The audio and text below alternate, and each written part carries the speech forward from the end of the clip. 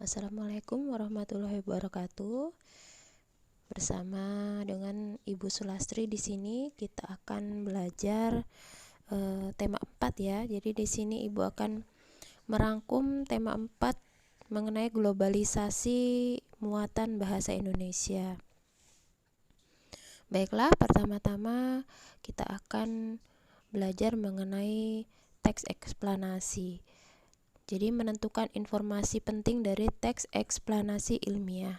Jadi pada tema 3 kita sudah belajar mengenai teks eksplanasi. Teks eksplanasi adalah teks yang berisi penjelasan tentang berbagai peristiwa di lingkungan sekitar. Teks eksplanasi disebut juga teks penjelasan. Pada umumnya, teks eksplanasi berisi informasi yang sesuai fakta dan ilmiah. Salah satu jenis teks eksplanasi adalah teks eksplanasi ilmiah. Teks eksplanasi ilmiah adalah teks berisi penjelasan fakta tentang fenomena yang terjadi di alam dan masyarakat. Teks eksplanasi ilmiah disusun dengan prinsip sebab akibat. Teks eksplanasi mempunyai struktur pembangun teks. Kita sudah pernah mempelajarinya pada tema sebelumnya. Ayo, kita ingat kembali struktur teks eksplanasi berikut ya. Baiklah, kita lanjutkan teks eksplanasi. Nah, di sini lebih singkatnya penjelasannya adalah teks yang berisi penjelasan. Adapun susunan teks eksplanasi, paragraf pertama itu berisi pernyataan umum berupa topik masalah atau permasalahan umum yang dibahas. Kemudian di paragraf kedua dan seterusnya itu berisi fakta, pembuktian atau proses penyelesaian dari topik yang dibahas. Dan paragraf terakhir berisi simpulan, pesan atau kesan tentang topik yang dibahas. Berikut ini agar lebih mudah diingat. Jadi Ibu ulangin, struktur teks eksplanasi itu paragraf pembuka, ada paragraf penjelas dan penutup. Pada pembukanya berisi penjelasan informasi singkat yang bersifat umum tentang topik masalah yang dibahas. Kemudian di paragraf penjelas itu berisi uraian atau penjelasan tentang proses dari peristiwa yang terjadi dan dijelaskan secara bertahap. Kemudian paragraf penutup itu berupa kesimpulan yang berisi pendapat singkat penulis tentang topik yang dibahas. Baiklah, kita lanjut. Pada pembelajaran kedua kita akan mempelajari tentang reklame. Jadi reklame itu adalah salah satu bentuk ajakan atau pemberitahuan kepada orang lain. Nah, reklame berdasarkan tujuannya pengadaannya yaitu komersial dan non-komersial. Kemudian berdasarkan medianya itu berupa reklame audio, reklame visual dan reklame audio visual. Nah, ciri-ciri reklame. 1. Berisi informasi, membujuk atau mengajarkan masyarakat. Yang kedua, menggunakan kata-kata yang menarik. Yang ketiga, terdapat slogan yang menarik dan mudah diingat oleh pembaca. Yang keempat, terdapat gambar atau ilustrasi. Nah, ada contoh di samping ya, seperti itu. Contoh reklame. Kemudian tata letak antar gambar dan tulisan itu nampak rapi, jadi lebih mudah untuk dilihat, tuh ya. Lanjut. Nah, ini ada jenis-jenis reklame, ya.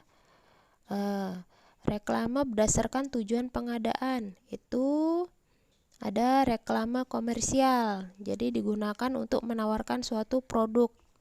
Ya, biasanya ini dipakai oleh para pedagang, ya. Nah, ini contohnya.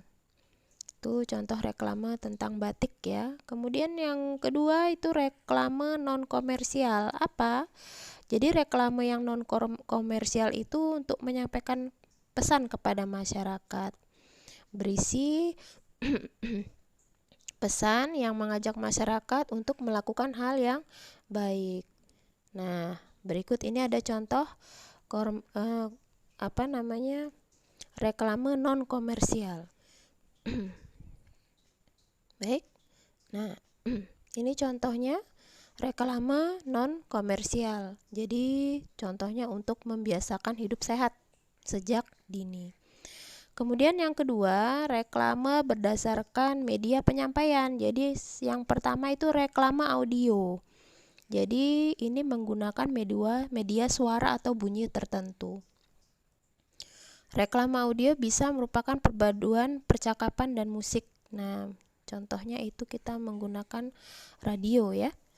Kemudian reklame visual. Nah, bagaimana? Itu menggunakan media gambar ya, baik diam ataupun bergerak. Dan ini dapat dilakukan melalui media cetak ataupun elektronik. Nah, contohnya kita lihat bagaimana. Nah, reklame visual itu.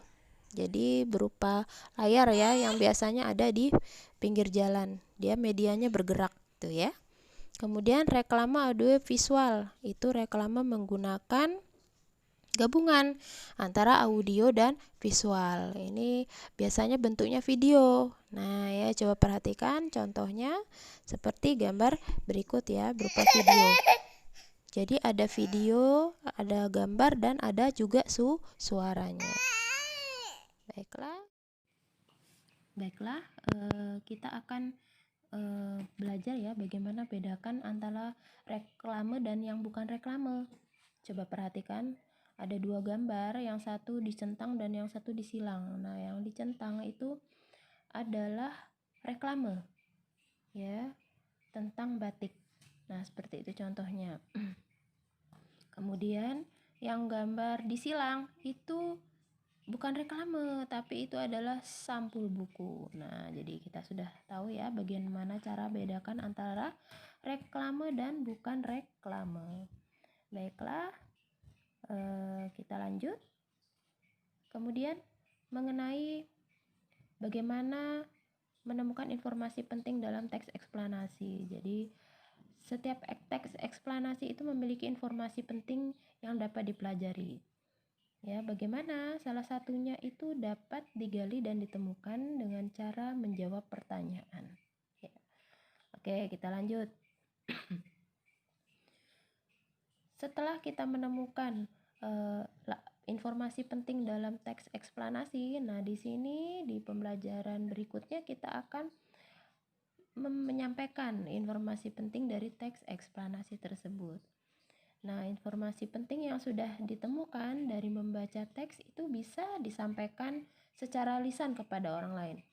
Bagaimana?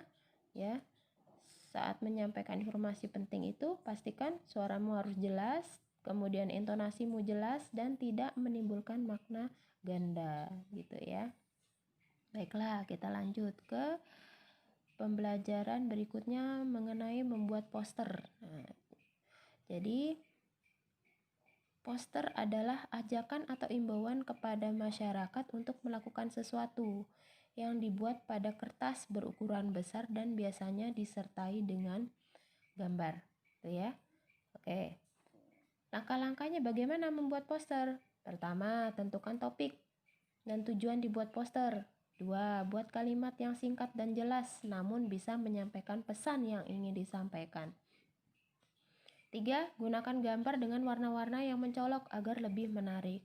Lalu, tempelkan poster di tempat yang terlihat dan banyak dilaluin orang. Nah, begitu ya tentang langkah-langkah membuat poster. Kita lanjut. Nah, ini berikutnya adalah menyajikan informasi penting teks eksplanasi dalam bentuk gambar seri. Informasi penting dalam teks eksplanasi dapat disampaikan dalam bentuk gambar seri. Jadi pertama-tama kalian harus menemukan informasi penting yang terdapat dalam teks. Nah, setelah itu tuliskan ulang informasi yang didapat tersebut. Nah, mengenai gambar seri, apa gambar seri? Contohnya, nah seperti ini gambar seri. Di situ ada gambar, ya, kemudian diberi nomor gambarnya. Ada nomor 1, 2, 3, dan 4. Nah, kemudian gambar seri ini kita jelaskan dengan menggunakan kata-kata kita sendiri ya. Nah, itu contoh. Itu contohnya ya. Oke. Jadi demikian penjelasan atau rangkuman mengenai muatan bahasa Indonesia. Ya. Sekarang tugasnya coba kalian buat cerita ya pada gambar seri berikut ini.